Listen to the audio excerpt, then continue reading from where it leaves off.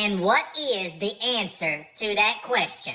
Living the dream. Anybody ask me how my day is or how work's going, that is always the answer. I am living the dream. That's right. You're finally catching on. I'm proud of you. Yeah. I mean, I think I'm catching on pretty quick, but I mean, I'm kind of confused as to like why the answer is always living the dream. I mean, what if I'm having a terrible, horrible day at work? I just feel like that's not living the dream, and I feel like there's more bad days than there are good sometimes right now, and I'm just not really sure telling people I'm living the dream is giving them the correct message. Because it's simply the easiest answer, okay? Because you have to remember, even if it's a terrible, terrible time, a nightmare is still considered a dream, okay?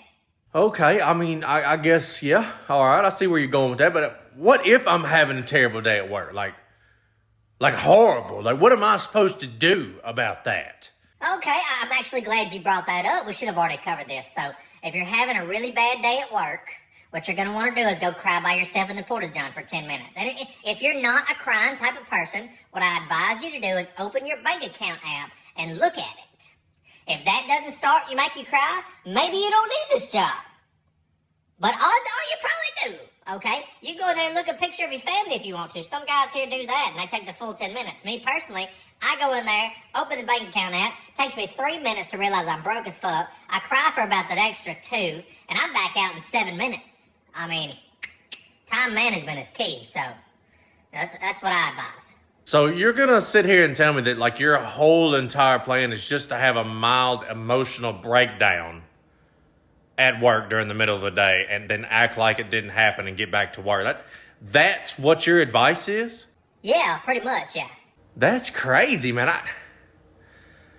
I didn't know you could do it at work. I've been doing it on the way to work this whole time. Like, on my way to work in every single morning, I am just driving through the tears to make it through another 14-hour shift. I mean, I didn't know that people were doing it at work. Yeah, man. See, I'm glad you brought this. I'm glad we're having this conversation. You cannot have an emotional crisis if you are not on the clock.